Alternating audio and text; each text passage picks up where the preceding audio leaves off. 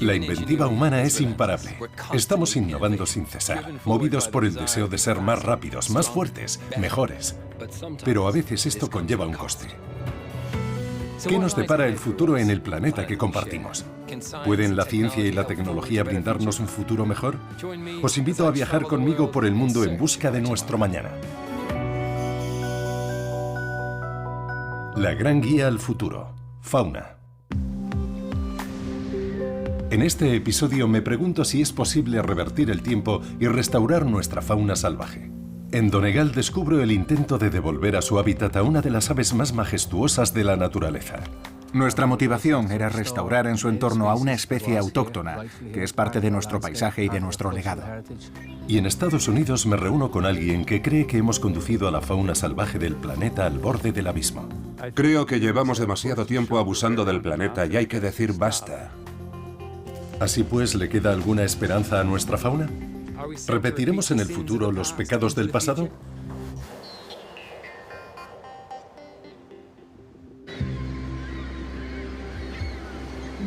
En estos últimos 40 años, la fauna ha perdido a más de la mitad de sus efectivos a nivel global, y la culpa es en gran medida nuestra.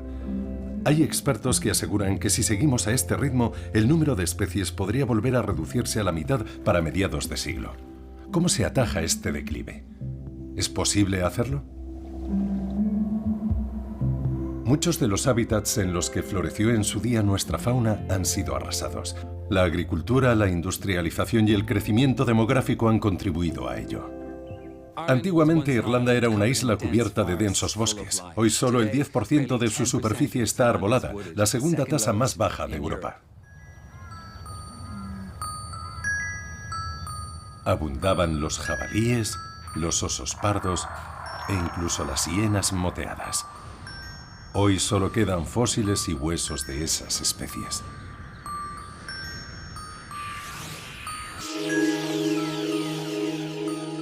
Hay un lugar en Dublín que contiene las reliquias de toda esa fauna que perdimos. Es el Museo de Historia Natural, también conocido por el mote cariñoso de El Zoo Muerto. Nigel Monaghan es el conservador del museo. ¡Qué criaturas más increíbles, Nigel! Desde luego, se han ganado el nombre de ciervos gigantes. Es un animal del tamaño de un caballo y con astas de hasta 4 metros de punta a punta, en el ejemplar más grande. ¿Y cuánto tiempo hace que estos animales vivieron en Irlanda? Los esqueletos datan de hace unos 11.000 años, que fue cuando alcanzaron su pico. Un animal de estas dimensiones no tenía depredadores, ¿verdad? Había muy pocos que pudieran poner en apuros al ciervo gigante, fuera macho o hembra. En gran medida, se extinguieron por un cambio en el clima. En Irlanda, por lo menos, cambió de repente, unos 1000 años después de que la especie alcanzara su pico demográfico. La población se desplomó porque el paisaje se desarboló y se volvió muy frío. Así que este animal ya nunca volvió a Irlanda, y los últimos miembros de la especie se extinguieron en Asia Central hace unos 7500 años.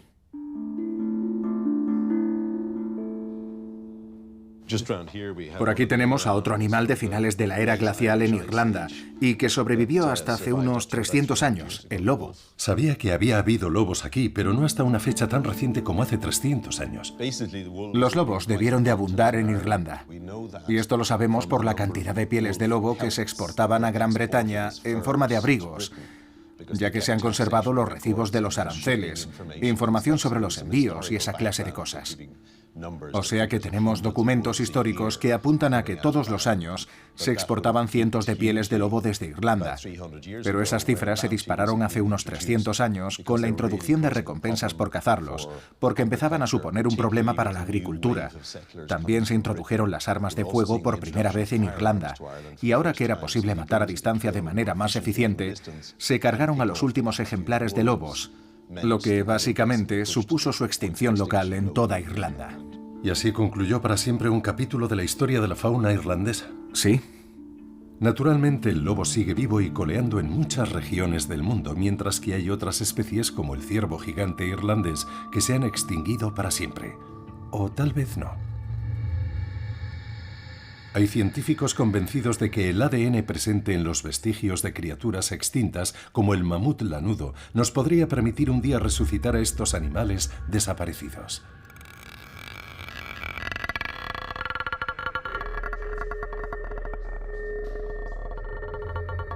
He querido entrevistarme con el profesor del Trinity College de Dublín, Dan Bradley, para averiguar si esta nueva ciencia de la desextinción es factible. Dan, ¿qué es el ADN y por qué es tan importante? El ADN es un código químico, pero es un código químico especial. Es el código químico con las instrucciones a seguir para obtener un animal u otro.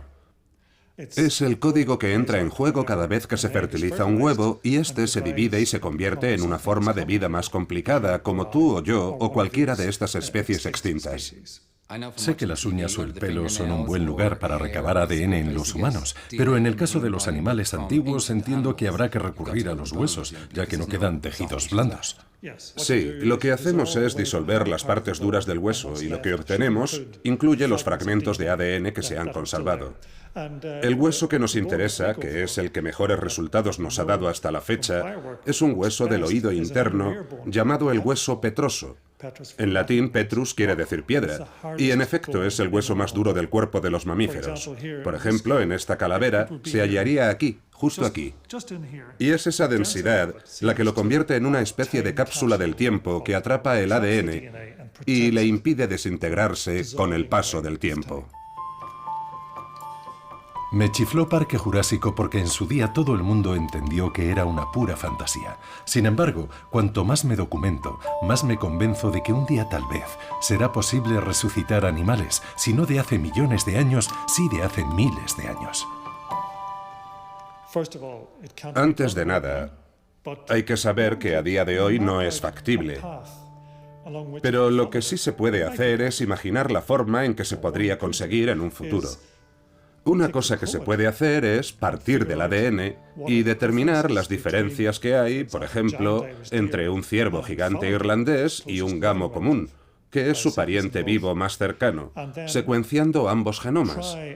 Y luego tratar de hacer una estimación racional de cuáles son las diferencias claves que los hacen tan diferentes físicamente. Luego lo que se haría sería introducir esas diferencias en el genoma del gamo común, del que disponemos al completo.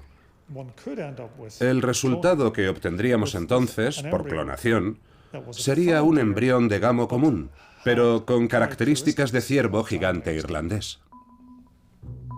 La pregunta es, aun suponiendo que fuera posible, ¿por qué revivir un animal extinto habiendo tantos animales vivos hoy mismo que están amenazados?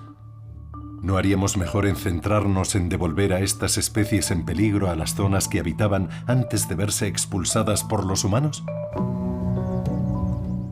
Hasta mediados del siglo XIX era frecuente avistar águilas reales en los cielos de Irlanda. En estos últimos 15 años se ha venido implementando un programa en el Parque Nacional de Glen Bay, en el condado de Donegal, para reintroducir a esta majestuosa ave. Lorcan O'Toole es el director del Fondo Águila Real. ¿Sabemos cómo se extinguió el águila real aquí en Irlanda? Tenemos un registro bastante documentado de cómo ha cambiado la población de águilas. A mediados del siglo XIX, el país atravesó una revolución agrícola y la población empezó a ver a las águilas reales como una amenaza para sus intereses, tanto para la caza como para la ganadería. Nos consta que se les tendía trampas, se les disparaba y se les envenenaba, e incluso irónicamente a finales del siglo XIX, cuando estas aves ya escaseaban, empezó a haber coleccionistas de huevos que saqueaban los nidos restantes para llevárselos. Se quedaban solo con las cáscaras. Era una tradición victoriana. ¿Y cómo ha sido en Glen Bay el proceso de reintroducirla? Hemos tenido nuestros altibajos en todo momento. Hemos soltado 63 ejemplares y ahora en los diferentes territorios de Donegal probablemente habrá unos 14. Esperábamos que nos iría un poco mejor a estas alturas. Llevamos ya desde 2007 criando águilas con éxito. De momento han echado plumas en Donegal 11 polluelos. Pero de momento lo que necesitamos es que lo hagan al menos 3 o 4. Nuestra principal preocupación es que pueda haber zonas de Donegal en las que las águilas no encuentren en suficiente cantidad el alimento que necesitan cuando están anidando, o sea, liebres, urogallos, conejos. Estamos estudiando el paisaje porque las águilas, al ser superdepredadores, son un excelente indicador del estado de salud de un ecosistema y están pasando por un mal momento, sobre todo aquí en estas tierras altas de Irlanda. Tenemos que ver cómo lo podemos hacer más sostenible. ¿Qué habría que hacer con los paisajes que nos rodean para convertirlos en un entorno ideal para el águila real? Es una cuestión de fases. La recuperación del águila se puede ver un poco como la replantación de un robledal, forma parte del paisaje. Aquello de allí son los montes de Ribey.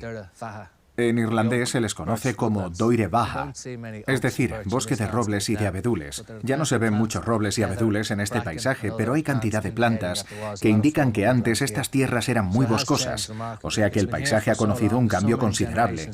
Lleva tantas generaciones que lo vemos como un paisaje natural, pero no lo es. Ha sido moldeado por el hombre y podría ser mucho más salvaje si restaurásemos las plantas y los animales que había aquí en el pasado. Hay muchas especies que serían propias del ecosistema irlandés, pero están ausentes. El águila pescadora, la grulla, el urogallo, la garcilla. Sin ellos, nuestros paisajes y nuestros montes están un tanto desnudos.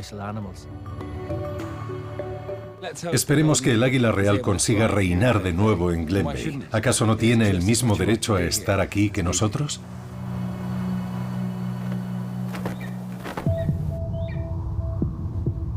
Durante siglos no nos hemos privado de erradicar a otras especies, a veces deliberadamente y otras veces por pura inconsciencia.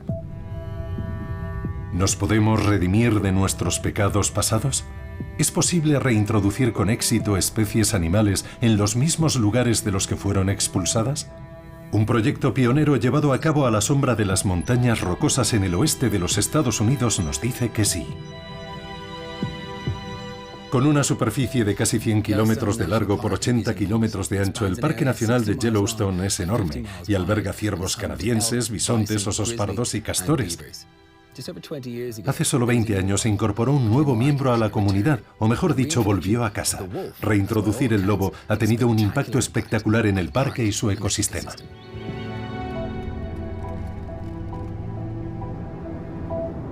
Siempre me han interesado los lobos, desde que era un niño pequeño. Doug Smith es biólogo y trabaja en parques nacionales. Se le conoce como el observador de lobos y es uno de los principales artífices de este programa de reintroducción. Se les ha perseguido a modo de chivos expiatorios. Sus efectivos han caído en toda Norteamérica, han sido casi exterminados de Europa y en Asia han disminuido mucho. Me parece una historia muy triste y conmovedora. Dado que en todo Estados Unidos se le había dado caza al lobo hasta su extinción, el proyecto tuvo que acudir en busca de ayuda al vecino Canadá, donde los lobos siguen medrando. En 1995 fueron transportados 41 lobos a Yellowstone procedentes de la Columbia Británica y Alberta. En aquel entonces, una de las presas naturales del lobo estaba teniendo un impacto enorme en el ecosistema del parque. Lo que pasó fue que, al no haber lobos, el parque se convirtió en un ecosistema muy rico en ciervos canadienses. Hasta ese momento, la población de ciervos estaba regulada por carnívoros como los lobos. Y sin ellos, los ciervos se hicieron con el parque. No fue tan sencillo como eso, pero más o menos. Los ciervos pasaron a dominarlo todo. Dominaban la vegetación, el paisaje y muchas cosas. Así que, sin esos carnívoros, el ecosistema pasó a girar más alrededor de los ciervos canadienses, con todo lo que ello implica. Pero si vuelves a traer a los lobos y a otros carnívoros, el sistema coge un nuevo rumbo. Que quede claro que no estoy diciendo que vuelve a ser como antes. Los lobos estuvieron ausentes durante tanto tiempo que el sistema cambió irreversiblemente. Ahora que han regresado, la cosa ha vuelto a cambiar, pero en un rumbo diferente del anterior. ¿Y qué tipo de efecto podemos ver a raíz de la reintroducción del lobo? Un efecto importante es el sufrido por la vegetación leñosa. Resumiendo, tenemos 3 especies de plantas leñosas que se han resentido dramáticamente. El álamo norteamericano, el álamo temblón y el sauce, que son plantas leñosas de las que los ciervos canadienses se pasaron todo el siglo XX alimentándose. De hecho, esto que tenemos aquí mismo, a nuestros pies, es álamo temblón mordisqueado. O sea que un ciervo se lo acaba de comer. Sí, es un ejemplo de una zona que sigue sufriendo el impacto de los ciervos. Todos estos álamos temblones tan bajos no están creciendo tanto como los otros que tenemos a nuestro alrededor, porque los ciervos se los están comiendo, y eso les impide crecer. Pues bien, hubo un tiempo en que toda la parte norte del parque estaba en este estado. Ahora, algunos de estos especímenes de álamo temblón están creciendo hasta alcanzar los 6 o 7 metros y este grosor, y eso es algo nuevo. Y cada vez son más las especies que los usan, como los castores y las aves cantoras. Así que, en resumidas cuentas, es un efecto que se propaga de arriba a abajo. Lo que estamos viendo es un verdadero proceso regenerativo.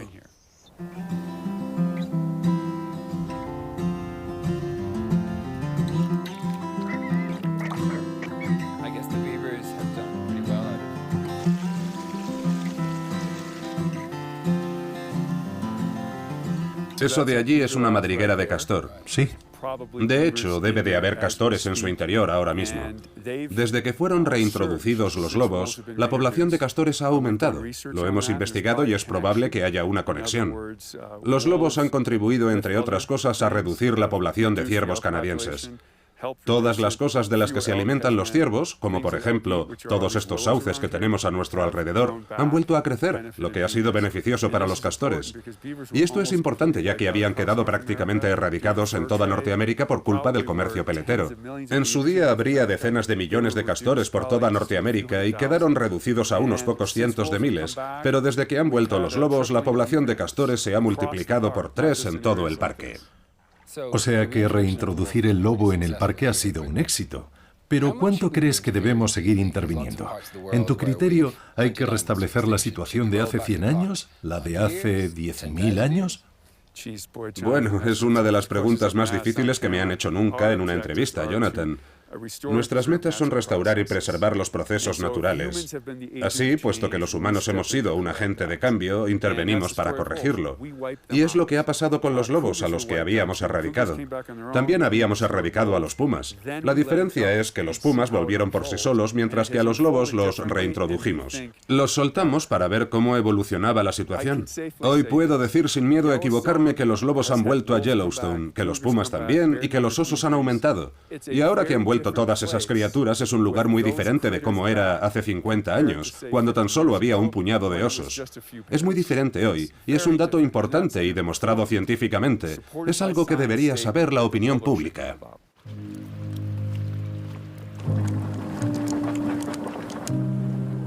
Puede que el lobo haya vuelto a Yellowstone gracias al denodado esfuerzo humano, pero en este paisaje casi primigenio, nunca anda muy lejos un recordatorio del desastroso impacto que hemos tenido en el reino animal.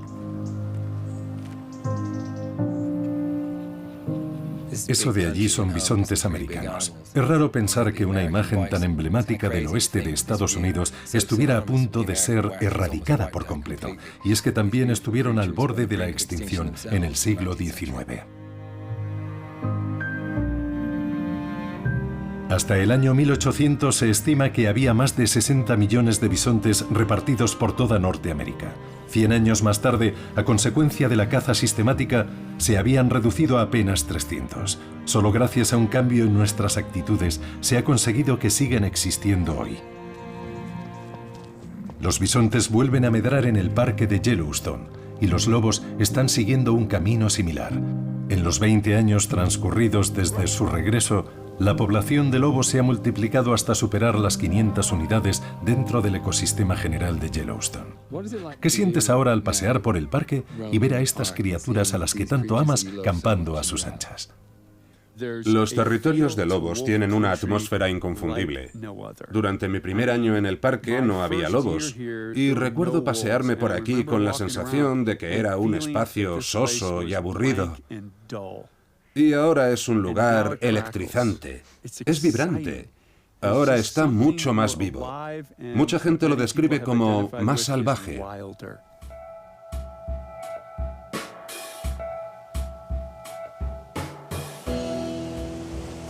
Hay quien propone que deberíamos repartir la Tierra en dos, un 50% para los humanos y otro 50% para los animales, y que puedan llevar su existencia en estado salvaje. ¿Qué te parece esta idea?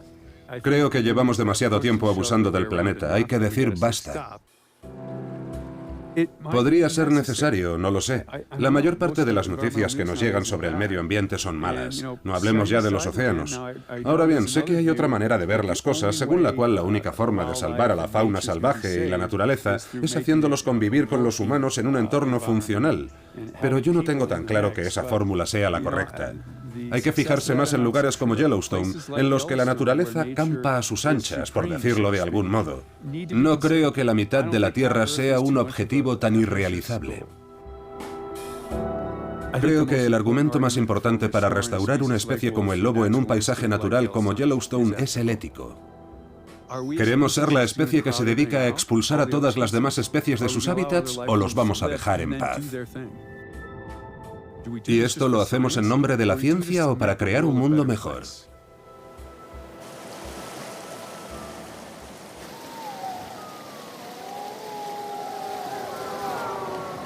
Ese sonido llevaba ya cerca de 70 años sin escucharse por aquí y ahora se asume sin miedo. Tan solo espero que no estén hambrientos.